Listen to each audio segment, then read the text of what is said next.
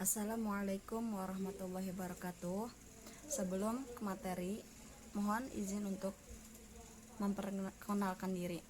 Nama saya Ai Hikmatur Rahmah, Prodi PGSD semester 2 Unit Cirebon. Di sini saya ingin memaparkan sedikit tentang perkembangan bakat pada peserta didik. Bakat adalah kemampuan dasar seseorang untuk belajar dalam tempo yang relatif pendek dibandingkan orang lain, namun hasilnya lebih baik. Bakat merupakan potensi yang dimiliki oleh seseorang sebagai bawaan sejak lahir.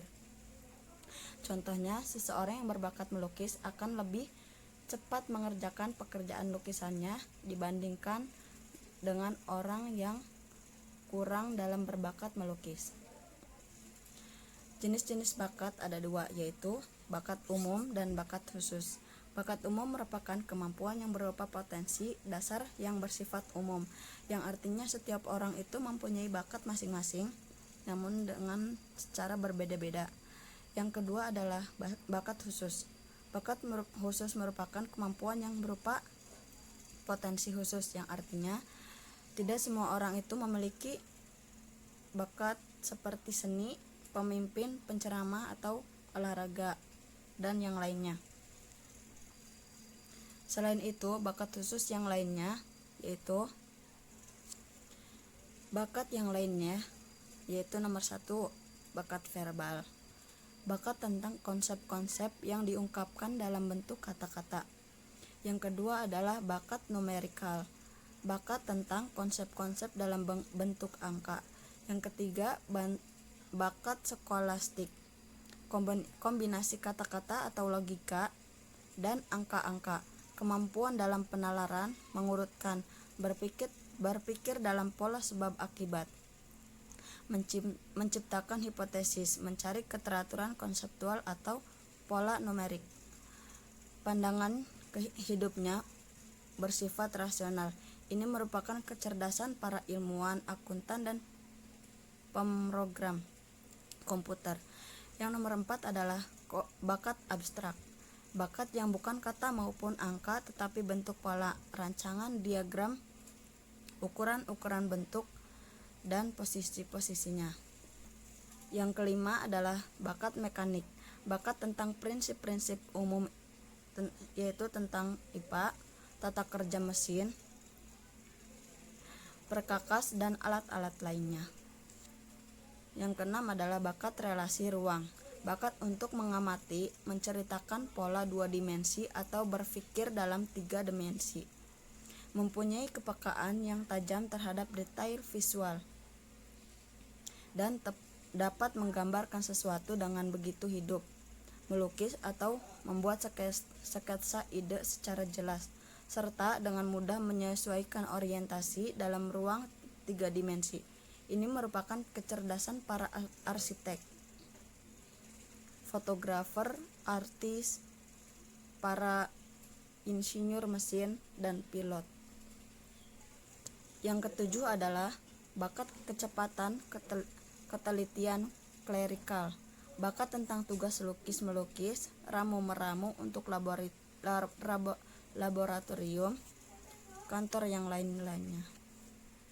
Yang nomor 8 adalah bakat bahasa. Bakat tentang penalaran analisis bahasa atau ahli sastra. Misalnya untuk jurnalistik, stenografi, penyiaran, editing, hukum, pramuniaga, dan lain-lainnya. Saya Nurul Alma, saya mau menjelaskan materi yang pertama tentang faktor penghambat perkembangan anak. Jadi, ada beberapa faktor penghambat perkembangan anak. Yang pertama ada faktor genetik. Genetik ini adalah faktor bawaan dari anak tersebut. Kenapa? Karena anak itu kan punya dua kecerdasan. Jadi ada anak yang pintar di intelektual, terus ada juga anak yang pintar di keterampilan. Nah, kenapa faktor genetik itu mempengaruhi perkembangan anak? Iya, karena ketika anak itu sudah punya kemampuan atau bakat yang menonjol di keterampilan, dia harus belajar di intelektual, dia akan susah gitu. Meskipun bisa, cuman nggak semudah ketika dia punya bakat tersendiri gitu. Jadi perkembangan genetik ini benar-benar mempengaruhi penghambat bakat anak. Yang kedua ada faktor kepribadian dan lingkungan. Kepribadian dan lingkungan ini sangat berkaitan. Kenapa? Karena kepribadian anak itu terbentuk dari lingkungan. Nah, lingkungan ini juga kan terbagi-bagi.